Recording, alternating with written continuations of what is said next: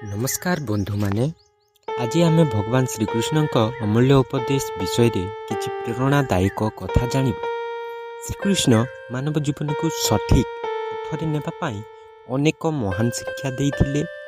से कहिथिले जीवन रे सदा निज कर्तव्य कर, फलर चिंता करनी। जेतेबेले मनीष निष्ठार सहित काम करे से निश्चय जीवन रे सफलता पाए। श्रीकृष्ण आहु कहिथिले मन को नियंत्रण करिपारिले जीवन को नियंत्रण करिपारिबो। मनीष मन शांत थिले से कौनसी कष्ट को भय करे नाही। जीवन रे केबे केबे दुख और समस्या आसे, किंतु श्रीकृष्ण कहिथिले साहस और धैर्य रख, प्रत्येक समस्यार एक समाधान थाए। जेतेबेले आमे भगवान को स्मरण करुथाउ आम मनरे नुआ शक्ति आसे। श्रीकृष्ण आमको यह मध्य शिक्षा शिखाइथिले क्रोध, लोभ और अहंकार मनीष को दुख दे थाए।